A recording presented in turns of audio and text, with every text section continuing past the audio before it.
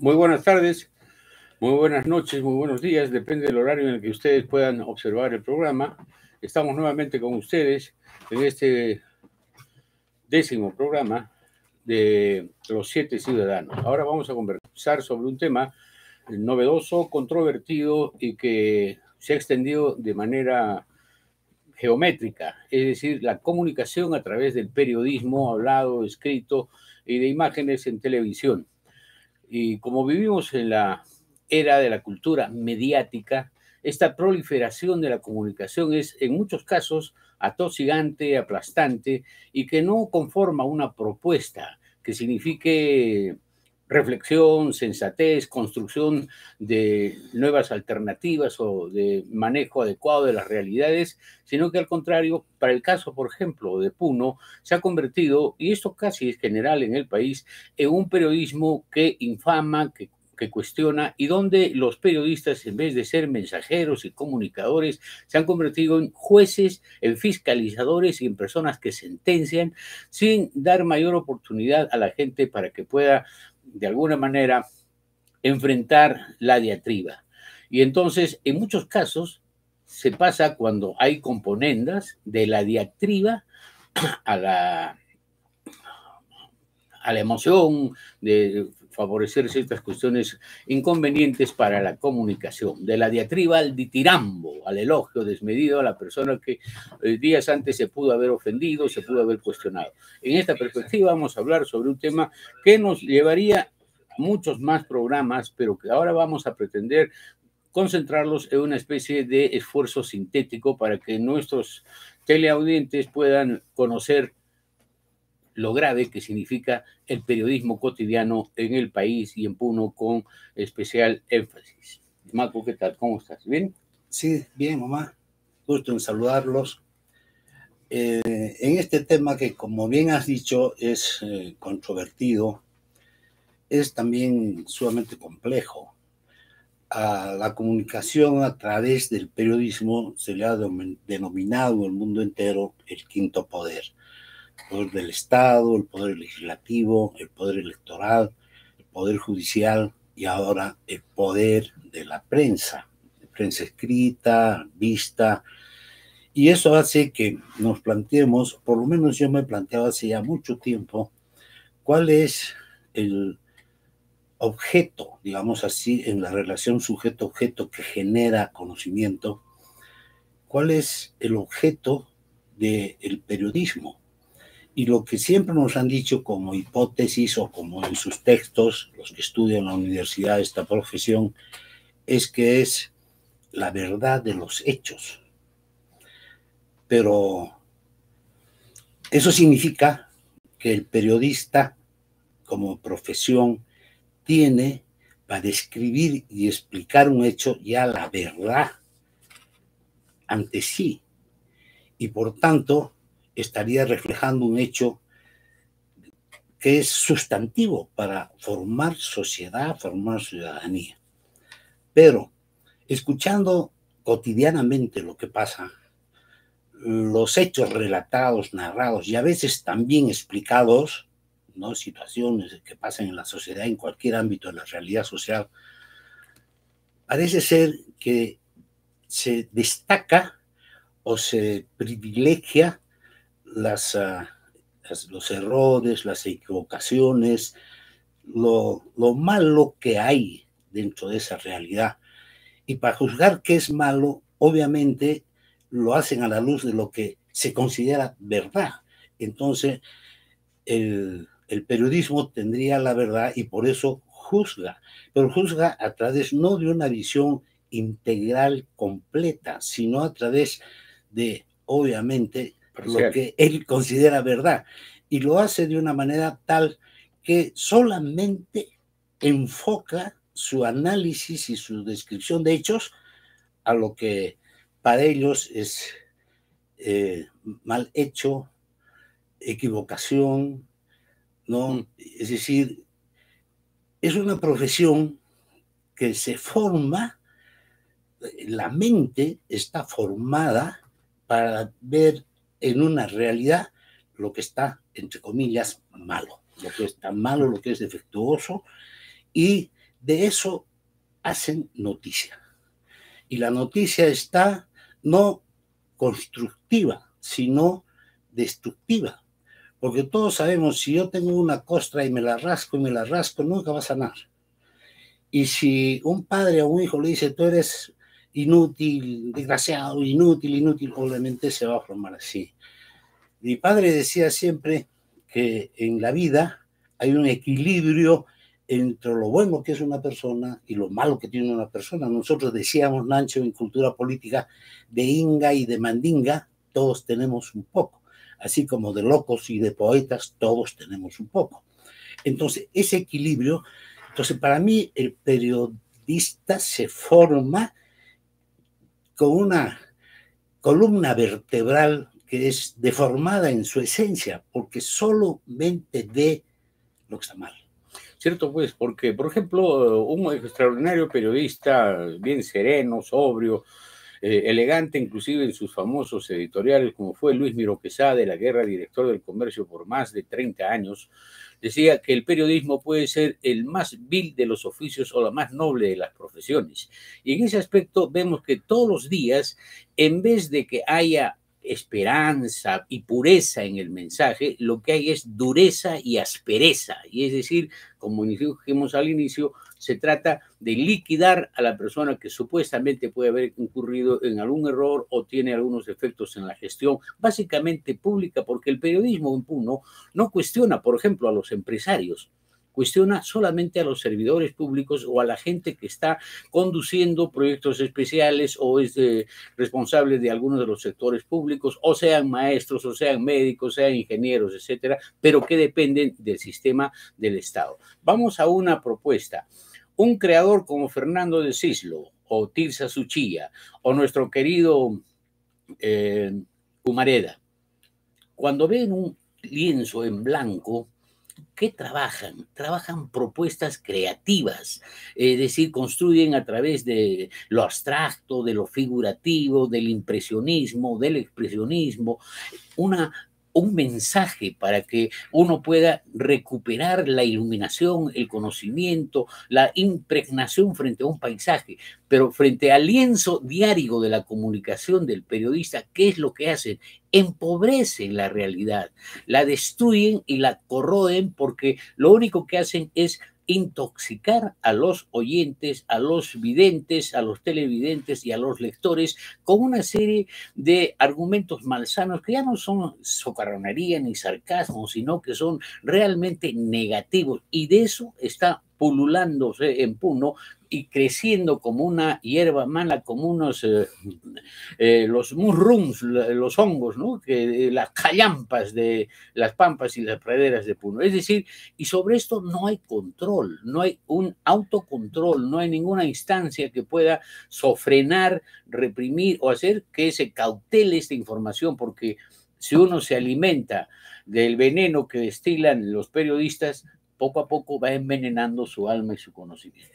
Claro, pero acá hay otra cosa que es importante también. Obviamente no estamos hablando del universo de todos los periodistas que hay en el país, ni en Puno, ¿no?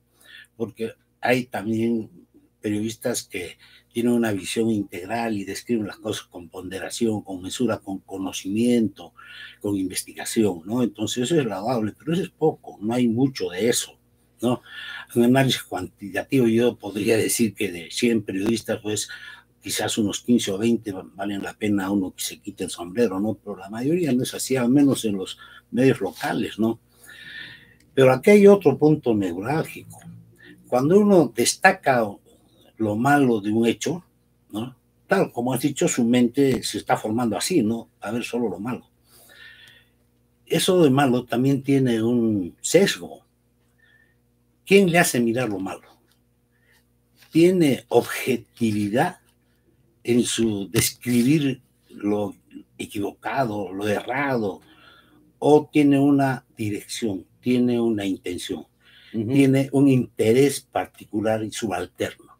Vemos, por ejemplo, la prensa limeña es horrorosa, pues, para mí es horrorosa. Pareciera que los programas de televisión matutinos de la prensa limeña estuvieran no preparados por periodistas especializados, sino por la oficina de la policía que discrimina, sustenta y establece argumentos totalmente delictivos, policiales, violencias, estupros, asesinatos, asaltos, sicariato, etc. Es decir, el periodismo se sacia, goza con esta clase de información que a toda la gente la tiene pues realmente aplastada. Mucha gente conversando con ella en Puno me dice, yo ya no veo televisión.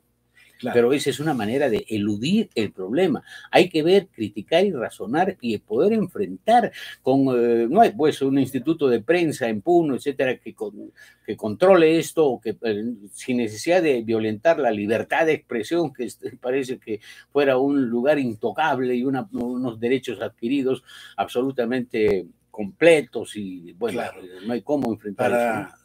Digamos, enfatizar en lo que te acabo de plantear, es que detrás de esa supuesta verdad y falsedad hay intereses que no son pues santos, no son objetivos, hay una subjetividad que está obviamente intencionada por un interés particular subalterno que no es el interés de la sociedad ni de la ciudadanía. Entonces es otro polo, ¿no?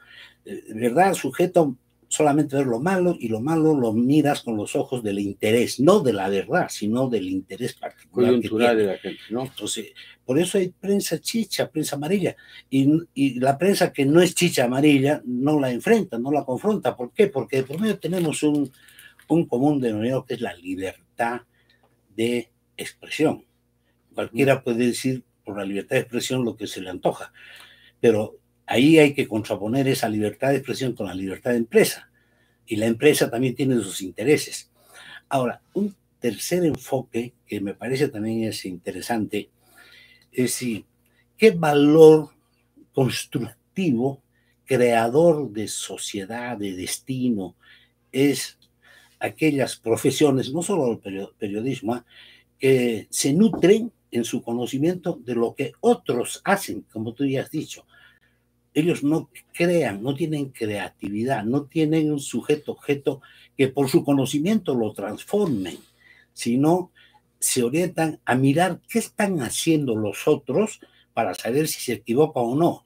Es decir, se convierten en una especie de policías, etcétera, ¿no? Jueces, o en todo caso... Claro, sentencias y establecen cosas negativas. ¿Qué valor puede tener esa manera de conocer y saber para construir ciudadanía quienes no hacen nada, sino se nutren de lo que otros hacen? Claro. Y lo critican y lo tergiversan. Y destruyen inclusive propuestas, ¿no?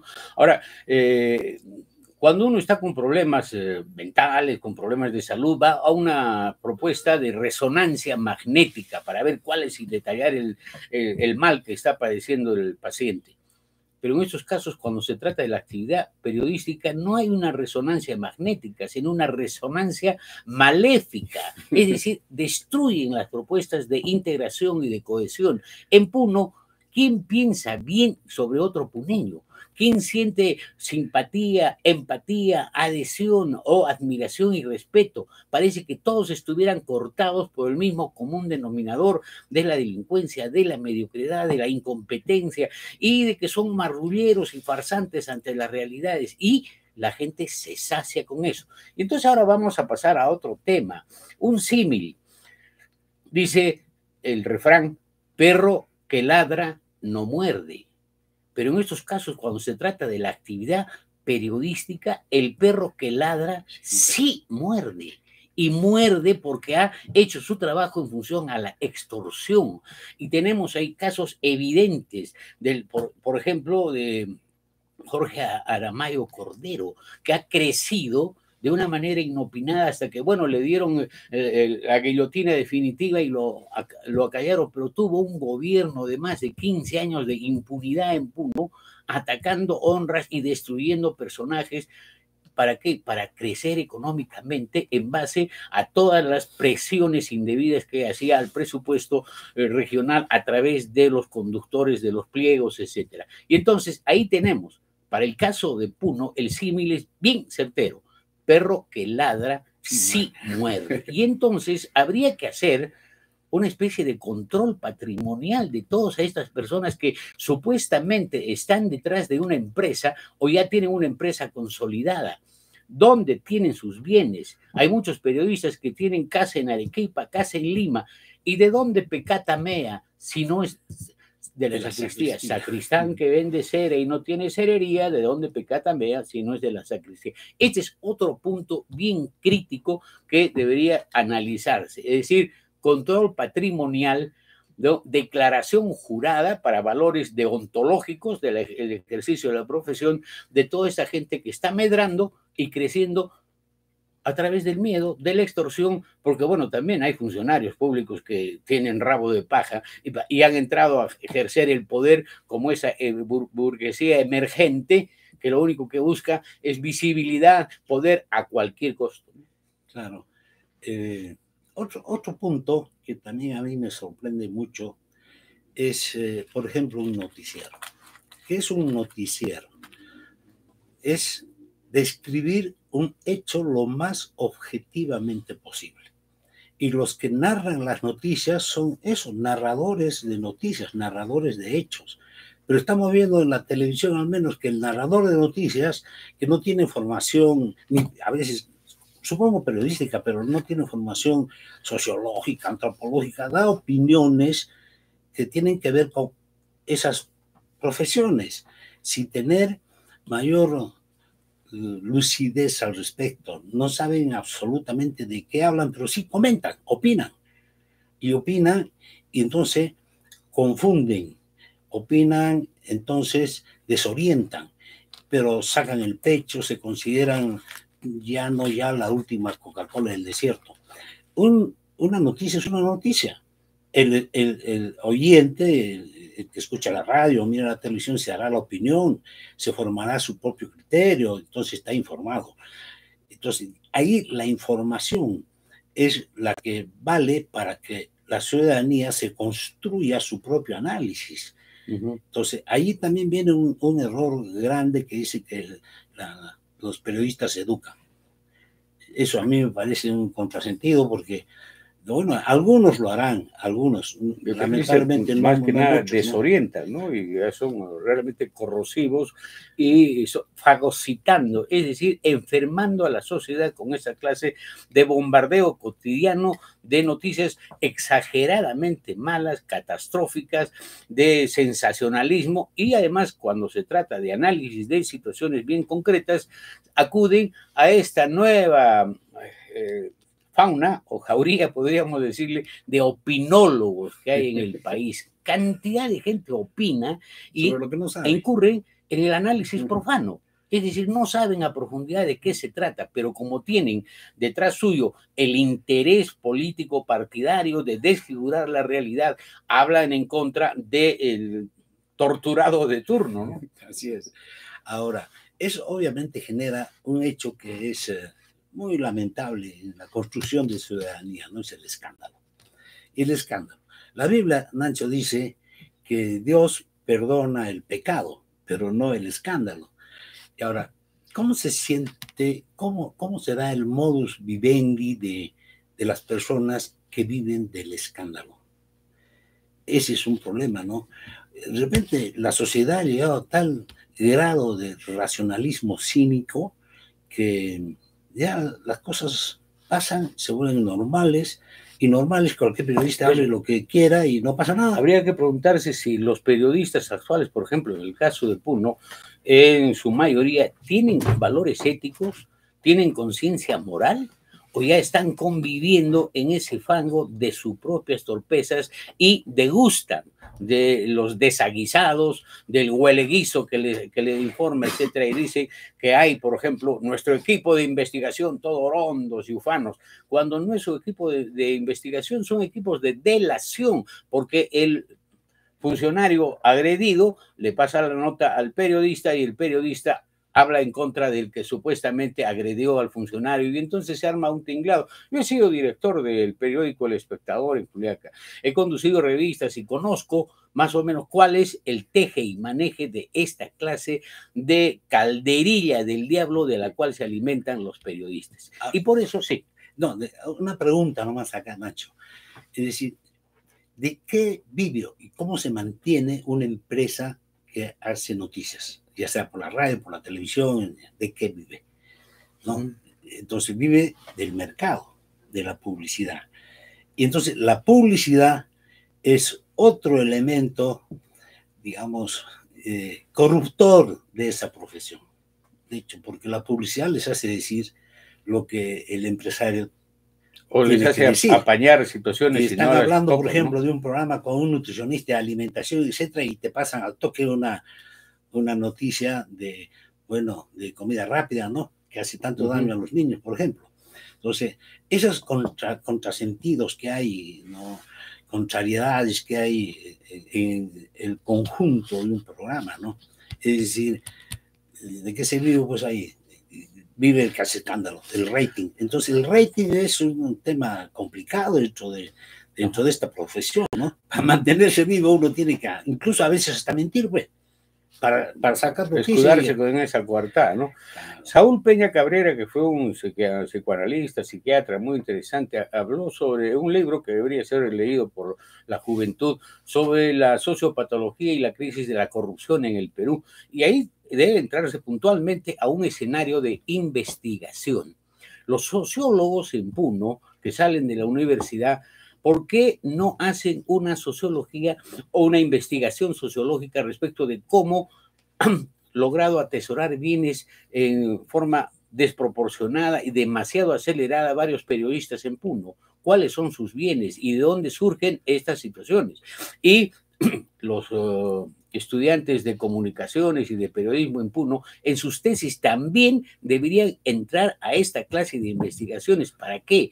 Para poner en evidencia cómo son estos crecimientos desmedidos, estas infatuaciones del ego de las personas periodistas y además de sus bienes materiales, ¿no? Porque la cosa no está muy clara y nosotros seguimos tolerando pasivamente que cada día nos machaquen, nos destruyan y se haga pues ser el pabilo de todos. Y no personalizo al decir nos destruyan, sino hablamos a nombre de la colectividad. Nos hemos enrarecido. Un gran escritor dijo, un libro, Hoffman, ¿no? Pero todo lo sólido se desvanece en el aire y parece que no. Ahora, todo lo gaseoso se ha solidificado en este proceso de cómo se cristalizan las malas conductas y cómo se destruye. Marshall Berman, todos los sólidos se desvanecen. Ya me vino una ráfaga de inteligencia que me ayudó para recuperar mi memoria. Ya, pero ahí hay otro tema que es, digamos, una especie de justificación, una excusa para que el escándalo, por ejemplo, sea noticia, ¿no? Y es que al pueblo, a la gente, le gusta eso. Entonces yo siempre me he preguntado si eso es cierto, si eso tiene un asidero de veracidad en la gente. Pero conversando con muchos, así como vemos, mucha gente dice, no, pues no es correcto, ¿no? No es correcto, y a la gente no creo que goce tanto con tanto escándalo, ¿no? Ese es otro tema que se lavan las manos diciendo a la población le gusta, a la población quiere, y eso no es así, ¿no? Y como ese poema de Bertolt Brecht, ¿no? Vino la policía y lo detuvo, pero como no era yo, pasó. Y después vino otro y también lo detuvo, pero como no era yo, pues tranquilo, y hasta que al final me tocó a mí. Es decir, ¿hacia dónde va la sociedad regional puneña con esta clase de intervenciones cotidianas de periodismo nefasto? Obviamente, como ha recalcado Ismael, tenemos gente a la que hay que respetar, periodistas integérrimos, lúcidos, respetuosos de la verdad y además equilibrados porque les gusta construir propuestas y lo hacen con denuedo, con sacrificio. Pero los otros pues son los hijos de la diatriba, hijos del encono, hijos espurios de una verdad supuestamente amparada en la libertad de expresión. Claro. Ahora, hay también otro tema acá que es, desde mi punto de vista, importante, ¿no? Cuando hubo estas revueltas, después de que en el mundo entero se cayó el muro de Berlín, y etcétera, y cayó Egipto, en fin, se comunicaban mediante el celular, entonces esa era, pero para una acción común, para hacer una protesta común, para ser grupo, ¿no? Pero ahora también, acá hay pocos, digamos, elementos de digamos, que puedan permitir al oyente hacerse una idea cabal de lo que está sucediendo en la realidad social, política, económica de la parte donde vive, ¿no? O de su nación. Entonces, es otro problema grave. ¿Cómo se ha inundado, ¿no? Se ha masificado este otro medio? De manera tal que también eso no tiene control. O sea, como ya bien has enfatizado, esta es una producción que no tiene control. No tiene control. Lo que denuncian por, bueno, pues por difamación, etcétera, eso queda en otro poder, que es el Poder Judicial, que también tiene otro tipo de procedimientos, ¿no? ¿Qué justicia será aquella, Nacho? Yo he visto que a un director, por ejemplo, que cometió una falta en 2019, 4 años después dicen, bueno, hay que suspenderlo un mes, ya, después de tantos años. No pasa nada. Sí, y además con este desgobierno, donde está la nave peruana al garete, a la deriva, no se sabe cuál es la singladura, más que lo evidente, que ya lo han precisado muchos analistas, es que lo que quieren es durar el poder y mantenerse en el poder como clase media emergente que está llegando, por ejemplo, a nuestros congresistas de Puno, ¿no? Lo primero que tienen que hacer es, supongo, tener su casa en Lima y tener sus vinculaciones sociales, sus lazos económicos. ¿Por qué? Porque el crecimiento del mercado ha generado esta clase de situaciones. Se desvanece la ética, la moral, las buenas costumbres, y la gente que ejerce poder, en vez de adaptarse a una construcción serena y sensata de la realidad, lo que hace es ser y pabilo y destruir todos los valores permanentes de nuestra sociedad. Y la situación es grave, porque esto no va a suspenderse, va a continuar. Si es que en Puno, por ejemplo, no se establece un nivel de prensa de corrección ética con un instituto que averigüe las cosas, o con estudiantes que empiecen a indagar, a espigar cómo fue las riquezas indebidas de varios periodistas locales en Puno, qué es lo que están haciendo, de dónde surgen tantos bienes, tanta comodidad, tanto crecimiento, porque Puno, si no fuera por la actividad del Estado, la prensa estaría realmente, además que tenga algún subsidio externo con una cooperación internacional, etcétera, pero mayormente no sucede, y lo que hace es proliferar. Yo recuerdo una anécdota a través del insulto, ya le he repetido varias veces. Se me acerca un joven y me dice, señor Hernán, ya soy periodista. ¿Y por qué le digo? Porque he insultado igual que Russo Américo Núñez Calcetín. Y Russo Américo Núñez ya ha fallecido hace más de un año, pero ejerció también un periodismo así, de diatriba, de sonoridad atemorizante.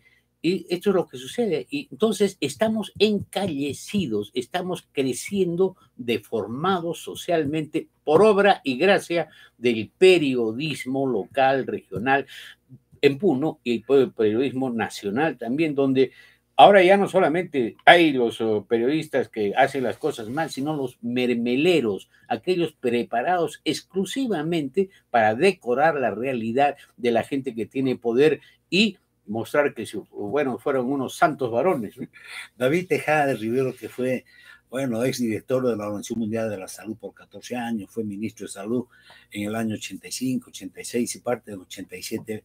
Le pregunté, ¿qué ha pasado, doctor? ¿Por qué la prensa le ha hecho tanto alboroto y tanto escándalo, ¿no? Y a la ministra de Educación, nada, y en salud se ha avanzado, por lo menos en una propuesta política aprobada en el Congreso, en educación, nada.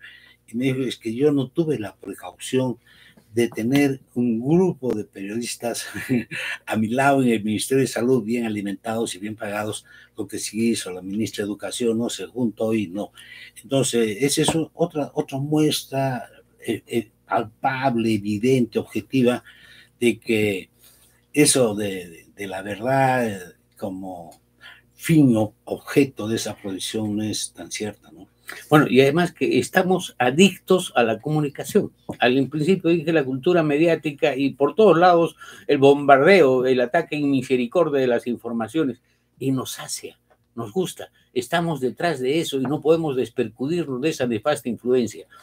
¿Qué hacemos? como la persona a la que aludí, que no le daba el nombre, pero sí el ejemplo, yo ya no escucho televisión, es decir, recluirnos entre nuestro solipsismo, es decir, nuestro propio conocimiento y nuestra verdad, y trajinar, como se supone hizo la leyenda de que Jesucristo pasó sobre el agua y no se hundió, es decir, como no nos toca a nosotros, supongo que nos podemos liberar de todas estas infamias cotidianas que nacen y surgen de la prensa, ¿no? Claro.